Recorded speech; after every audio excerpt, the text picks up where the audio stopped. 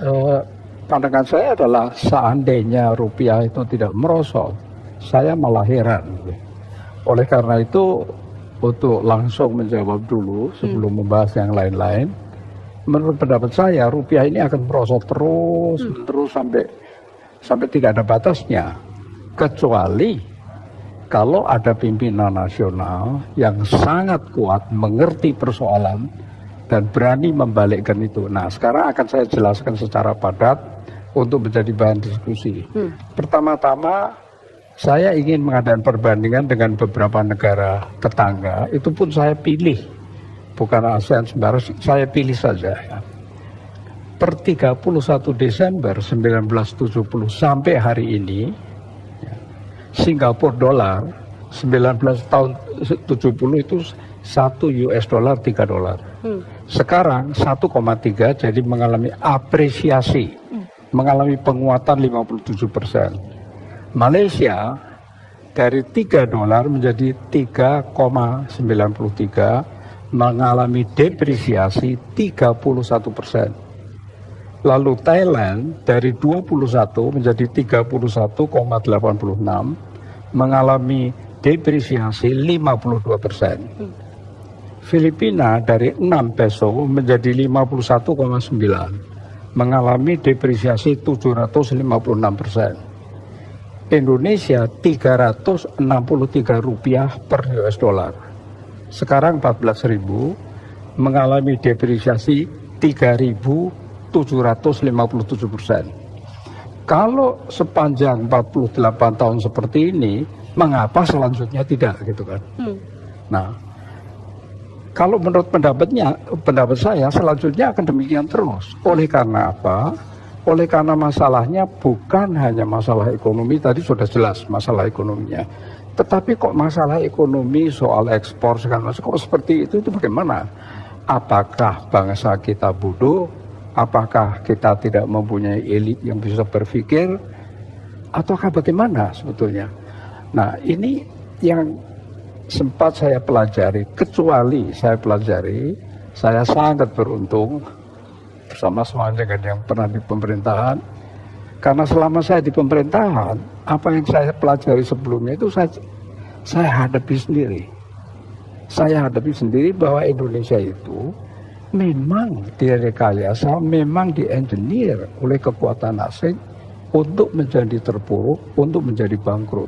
Sekarang saya ingin mengutip beberapa hal yang ditulis oleh bukan orang sembarangan, Dr. Bradley Simpson, Direktur Arsip Nasional Amerika Serikat yang punya akses terhadap dokumen-dokumen otentik asli semua, ya. Dia dikutip oleh macam-macam orang. Saya akan menyebut 3 yang semuanya menyebut, yaitu Jeffrey Winters, Bradley Simpson sendiri yang melakukan penelitian, plus wartawan sangat terkenal John Pilger. Sejak tahun 1967, bulan November 1967 diadakan konferensi di Jenewa, diprakarsai dan dibiayai oleh Time Life Corporation. Di sana delegasi Indonesia dipimpin oleh Pak Sultan Hamengkubuwono ke-9 dan Pak Adam Malik. Mereka adalah pimpinan yang tertinggi untuk kalau tidak mereka tidak mau bicara. Tetapi di bawahnya itu kan tim ekonomi, karena yang dibicarakan ekonomi itu lengkap sekali. Wijoyo, Didi Sastro, Muhammad Sabti, Subroto, Emerson, semuanya lengkap dan sudah menteri semua. Tetapi counterpartnya tidak ada menterinya. Counterpartnya itu Bank Dunia, IMF, Bank Pembangunan Asia, dan pengusaha-pengusaha besar raksasa di bawah pimpinan David Rockefeller. Nah, kemudian sebelum itu nanti saya ulas peran CIA. CIA mempunyai salah satu pemimpin wanita yang namanya, atau eksekutif wanita yang namanya Claudia Martin. Claudia Martin memberi perintah kepada John Perkins, seorang pegawai dari perusahaan swasta di Portland yang namanya perusahaan itu Main, MIN. Tapi itu cuma kedok. Dia adalah agen CIA yang diperintah oleh Claudia Martin untuk pergi ke Indonesia dan menciptakan proyek sangat besar dengan pembiayaan dengan utang. berikan justification atau pembenaran bahwa proyek itu sangat penting. Kalkulasikan untung yang sebesar-besarnya, bangkrutkan Indonesia setelah semua utang kembali kepada perusahaan-perusahaan Main, Bechtel, Halliburton, Stone and Webster, dan Brown and Root. Katakan bahwa proyek ini akan meningkatkan PDB tanpa peduli siapa yang menikmati. Katakan juga bahwa PDB bisa naik oleh satu proyek saja yang besar. Oleh karena definisinya memang demikian. Buat pengusaha yang terkait senang dengan memberikan komisi, imbalan lain, dan kenikmatan-kenikmatan lain, antara lain fallback position. Kalau kesulitan di Indonesia akan ditampung di IMF, World Bank, dan sudah ada buktinya kan. Ya. Nah kalau utang menjadi permanen dengan cari lubang tutup lubang, Indonesia akan menjadi target yang empuk kalau Amerika Serikat membutuhkan favors, termasuk basis-basis militer, suara PBB atau akses pada minyak, dan sumber daya alam lainnya. Yang mengatakan ini semua bukan saya. Yang mengatakan ini John Perkins dalam bukunya The Confessions of an Economic Hitman, ditambah Brad Jensen segala macam. Maka kenyataannya apa? Kenyataannya sejak itu terjadi hal yang sangat aneh. Bagaimana ekonom-ekonom yang begitu hebat bisa melakukan hal-hal seperti ini? Sejak 67, ya, utang itu tidak disebut loan, akan tetapi disebut bantuan, aid. Ya. Utang di dalam APBN tidak disebut utang luar negeri, tapi disebut pemasukan pembangunan. Dan itu tertulis. Ya. Selama 32 tahun tertulis seperti itu. Ya. Terus kemudian nanti saya... Nah terus dalam konferensi Jenewa November 67, itu sudah semuanya sudah dihabisi. Kita bicara Freeport seolah-olah belakangan. Tapi dalam konferensi November 1967, mereka mengatakan dalam 3 hari Indonesia sudah diambil alih oleh 5 kamar industri, jasa, dagang. Tapi yang penting-penting saya kemukakan, ketika itu Freeport sudah mendapat bukit di Papua Barat. Sebuah konsorsium Eropa mendapat nikel di Papua Barat. Alcoa mendapat bagian terbesar dari boksit Indonesia. Sekelompok perusahaan-perusahaan Amerika, Jepang, dan Prancis mendapat hutan tropis di Sumatera, Papua Barat, dan Kalimantan. Nah, sekarang solusinya bagaimana? Kalau kita mau mencari solusi, kita mesti membedakan antara 2 hal, yaitu keunggulan itu ada 2. Keunggulan komparatif atau keunggulan kompetitif. Keunggulan kompetitif itu adalah kemampuan untuk berkompetisi ceteris paribus sama 2 negara, tapi yang satu lebih bisa. Kita tidak punya. Tadi sudah disebut, kita tidak punya itu sama sekali pada umumnya, tidak pernah punya. Dibuat sampai tidak punya, atau memang tidak mampu betul, saya tidak tahu. Tapi kalau kita melihat kondisi ini Pak Kwik yang sekarang ini terus-menerus turun, kalau prediksi Pak Kwik yang juga sudah pernah menjadi Menko Equin dengan yang dilakukan pemerintah sampai saat ini, apakah itu sudah cukup untuk bisa membuat rupiah jangan terus turun lah, atau jangan-jangan dibikin terus turun supaya dapat keuntungan, uangnya bisa dipakai dana kampanye. Nah, ini muncul lagi begitu Pak Kwik. Tidak ada, itu urusan itu ada, tetapi kecil sekali.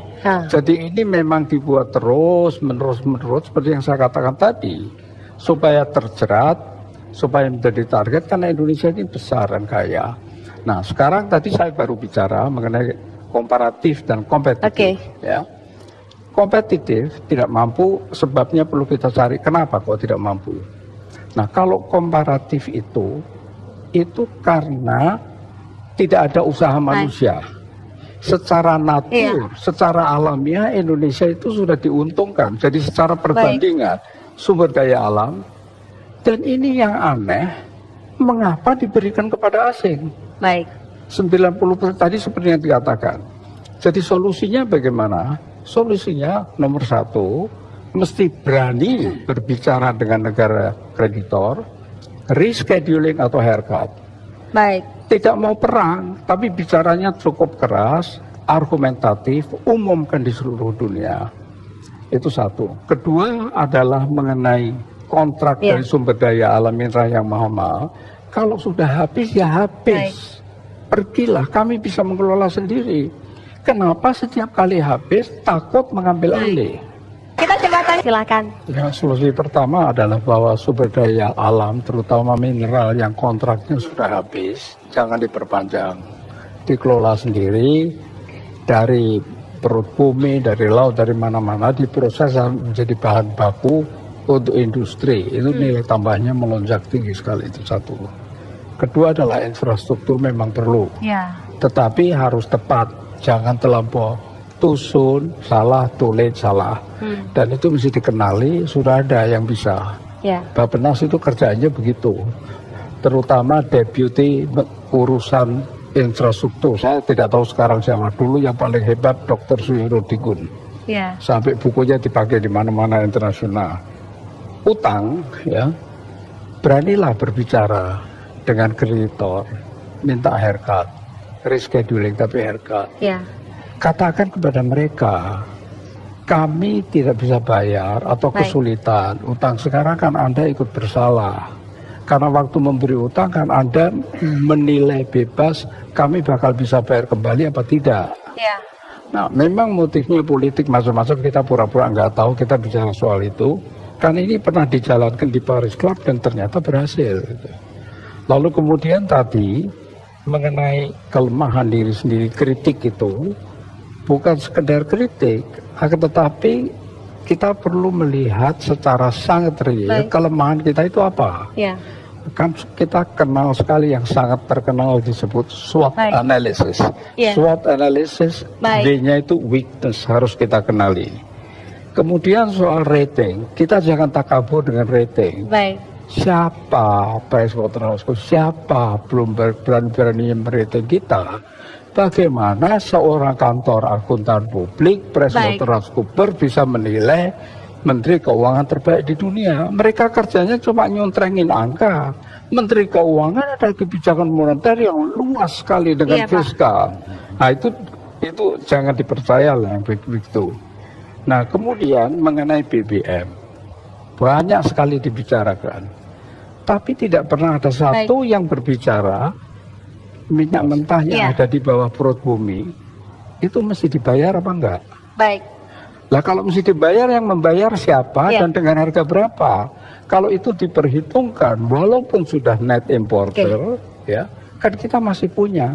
Iya, Pak. Totalnya pemasukan uang dan pengeluaran uang itu plus apa minus. Tetapi sampai saat ini tolong Pak sekarang Singkat, Pak Quick. minta tolong siapapun, Pak Yonan, Pak Archandra yang jago-jago, satu lembar kertas harga pokok 1 liter bensin Baik. berapa dengan perinciannya, nggak pernah bisa, nggak pernah Iya, keluar. Pak Quick. Nah, terakhir Pak adalah Quick, singkat. mengenai ukuran-ukuran jangan dirubah. Baik. Dulu debt service ratio 20% bahaya. Setelah melewati dibuang, diganti persentase dari PDB. Baik, Pak. Nanti kalau persentase dari PDB dilewati ganti lagi. Jadi, Baik.